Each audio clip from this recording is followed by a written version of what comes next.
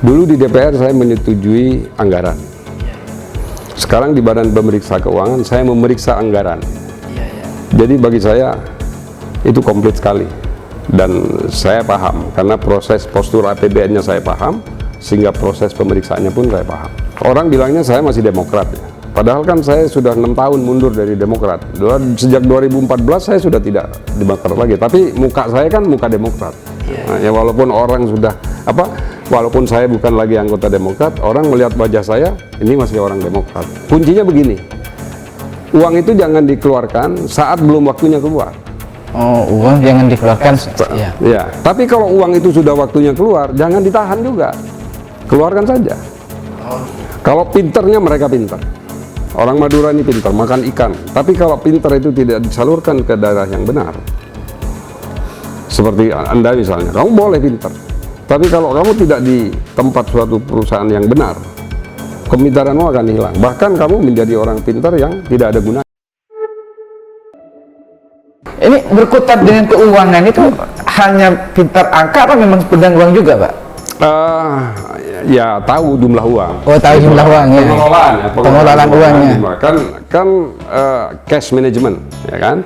Cash management itu bagaimana mengelola cash, bagaimana mengatur cash flow. Jadi itu diperlukan. Kemudian catat, dibukukan, laporkan, kan itu.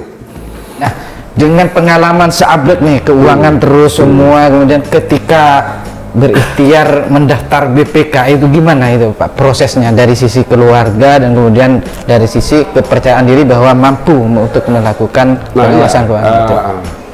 Saya di financial sektor seperti sekarang ya. Dulu di DPR saya menyetujui anggaran. Sekarang di Badan Pemeriksa Keuangan saya memeriksa anggaran. Jadi bagi saya itu komplit sekali, dan saya paham karena proses postur APBN-nya saya paham, sehingga proses pemeriksaannya pun saya paham. Jadi Badan Pemeriksa Keuangan ini kan bagian dari tanggung jawab dari undang-undang, amanah undang-undang untuk menyampaikan kepada rakyat bahwa pemerintah ini sudah menjalankan menggunakan uang ini dengan benar setelah diperiksa oleh Badan Pemeriksa Keuangan. Prosesnya panjang di BPK, jadi saya pun ikut daftar segala macam, bertarung karena itu political appointee. Political appointee itu ya tergantung arah politik. Orang bilangnya saya masih Demokrat ya. Padahal kan saya sudah 6 tahun mundur dari Demokrat. Sejak 2014 saya sudah tidak Demokrat lagi. Tapi muka saya kan muka Demokrat. Nah, ya walaupun orang sudah walaupun saya bukan lagi anggota Demokrat, orang melihat wajah saya ini masih orang Demokrat. Kalau dilihat dari latar belakang saya, sayalah satu-satunya dari 9 orang itu yang tidak ada di partai koalisi kan. Iya kan, dari 9 pimpinan Badan Pemeriksa Keuangan, sayalah satu-satunya dari Demokrat yang tidak, notabene tidak ada di partai koalisi. Yang dilihat wajah Demokrat ya. Wajah melihat saya wajahnya udah berdemokrat. Saya nggak mungkin dari partai, walaupun dari Madura orang melihat PKB, enggak, orang melihat Ahsanul ya Demokrat. Walaupun saya sudah tidak ada lagi di Demokrat, dan saya tidak ada berhubungan dengan Demokrat sama sekali. Nah, jadi soal ini pengalaman menghitung-hitung uang kemudian itu bisa memudahkan nggak dalam sisi bertugas? Ini kan pakai logika ya. Sebuah perputaran bisnis berbicara margin kita tahu berapa, berbicara turnover kita tahu berapa, ya. Kita net interest margin kita hafal berapa. Tinggal dikalikan kira-kira segini. Kalau tidak segini, ya pasti ada yang salah. Itu dalam dunia bisnis bagi saya, di bisnis proses sama keuangan itu sudah jadi satu. Saya sudah hafal pengelolaan itu, sehingga kalau itu tidak terjadi berarti ada yang salah. Itu ya karena memang kebiasaan bergelut di situ ya setiap hari. Ya kan kalau dalam rumusnya kalau kurang ngutang, gitu ya. Kalau kurang ngutang. Kalau selisih berarti rugi. Kalau selisih kurang berarti rugi. Kalau selisih lebih berarti untung. Ya, bagaimana memanage itu? Kapan dia harus, kuncinya begini. uang itu jangan dikeluarkan saat belum waktunya keluar. Oh, uang jangan dikeluarkan. Ya. Ya, tapi kalau uang itu sudah waktunya keluar, jangan ditahan juga, keluarkan saja. Oh, gitu. Nah itu, karena kalau dia tidak dikeluarkan, dia akan menjadi tambah penyakitnya. Istilahnya kalau orang sebuah perusahaan, mobil sudah rusak, harus segera diservis, tapi karena nggak mau ngeluarin uang, akhirnya mobilnya menjadi lebih parah dan borosnya menjadi lebih besar. Tapi memang waktunya keluar, keluarkan. Tapi kalau belum waktunya keluar, jangan coba-coba dikeluarin. Pasti itu ada resiko akuntabilitas di sini. Oh, ada resiko akuntabilitasnya sudah, kode-kodenya sudah bisa di situ. Oke, ini yang terakhir ya, yang terakhir. Soal perjalanan karir di PSSI, apa kita tidak berbicara soal Madura United apa, tapi memang dari sisi Pak Ahsanul dan latar belakang. Sekarang kan lahir dari keluarga pendidik, keluarga pesantren. Sekarang kemudian mendirikan juga Universitas Bahauddin Bathari. Nah, itu gimana Pak sih prosesnya? Kok tiba-tiba bukan tiba-tiba, kok kemudian terinspirasi untuk memfasilitasi warga Madura untuk belajar? Setelah saya menjadi anggota DPR, saya melakukan turun ke bawah, reses gitu. Saya melihat ada gap yang begitu besar antara orang Madura dengan orang yang di luar Madura. Gap terbesarnya itu masalah pendidikan. Jadi di Madura itu walaupun sangat dekat dengan Pulau Jawa, dekat dengan Surabaya, sama sekali ini berbahaya juga. Gapnya begitu jauh.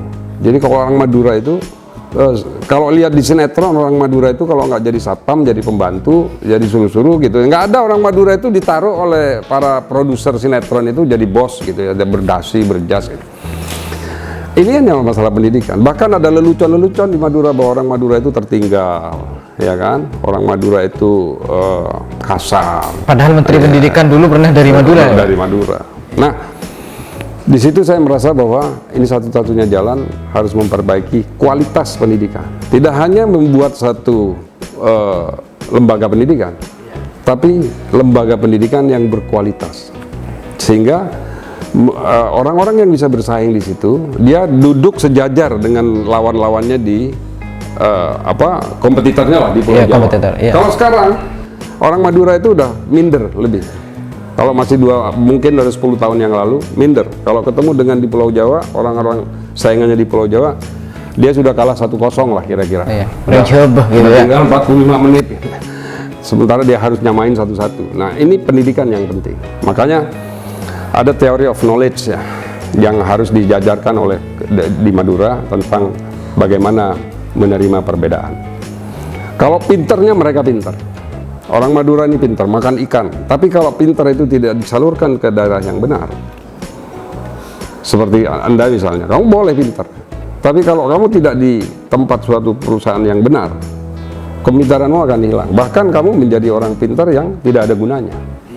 Tapi Madura United, Uniba ini dan Madura United ini saya salurkannya ke sana. Ini semacam kanalisasi orang-orang yang berkualitas untuk bersama-sama dengan saya bersama membangun Madura. Kan begini ya, kalau dari kalangan pesantren ini dari sisi keilmuan keagamaan, pilihannya kan kadang mencetak ulama, mencetak ustadz apa semuanya. Ini kan Uniba justru pendidikannya yang jurusannya kan IT, kemudian ekonomi, entrepreneurship semua. Itu gimana itu anunya, motivasi yang terbesarnya? Rasio sarjana di Madura dengan sarjana yang umum, sarjana pendidikan Islam itu paling banyak di Madura. Mulai dari SPG ya, mulai dari apalagi, pokoknya sarjana pendidikan Islam. Orang Madura itu banyak sarjana, tapi sarjananya rata-rata di pendidikan. Nah, saya membuat universitas itu yang tidak ke sana. Saya ingin mencetak orang-orang yang memiliki latar belakang menjadi entrepreneur. Sehingga tidak semuanya harus jadi guru, dia harus jadi seorang entrepreneur. Mencari seorang sarjana ekonomi di Madura ini sulit. Kalaupun ada, kualitasnya kurang bagus. Tapi setiap daftar kalau saya rekrut seorang dosen yang rekrut karyawan di perusahaan ini, rata-rata sarjana pendidikan Jadi kan agak repot. Jadi inilah yang jadi Madura itu harus menyiapkan yang dibutuhkan oleh industri 5 tahun ke depan. Jangan semua masuk di pendidikan gitu, sementara jumlah sekolah nggak nambah. Ya, akhirnya jadi ustadz yang nguber bos. Ini kan program pemerintah aja yang diuber. Artinya kan nggak bagus. Jadi inilah yang saya didik mereka adalah bagaimana mereka menjadi seorang sarjana, menjadi entrepreneur. Makanya cara mengajarnya pun saya sampaikan ke dosen satu-satu. Cara ngajar jangan membosankan. Ngajar itu harus membahagiakan. Jadi siswa dan dosen belajar mengajar itu harus sama-sama senang. Makanya kalian, saya bilang ke para dosen, ngajarnya itu dia harus di kelas. Kalian duduk di rumput, ngajarin cerita, misalnya isu tentang ISIS, bahas ISIS, bahas seperti apa ISIS, isu tentang radikalisme, silahkan bahas. Nah, arahkan mereka cara berpikir mereka itu dengan acara yang sesuai dengan kaidah-kaidah keagamaan dan kaidah-kaidah alam dan manusia. Ini kan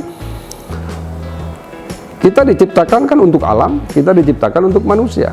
Jadi yang bermanfaat untuk alam, yang bermanfaat untuk manusia. Dasarnya itu, kalau tidak bermanfaat untuk manusia, jangan pernah ajarkan kepada mahasiswa saya. Kalau tidak bermanfaat untuk alam, jangan pernah diajarkan kepada mereka. Jadi simple, mau buku apapun, ya, mau buku apapun, setebal apapun bukunya, sehebat apapun, kalau tidak menghargai alam, tidak menghargai manusia, jangan diajarkan kepada anak didik. Gitu ya? Iya. Oke. Dari Madura untuk Indonesia. Dari Madura untuk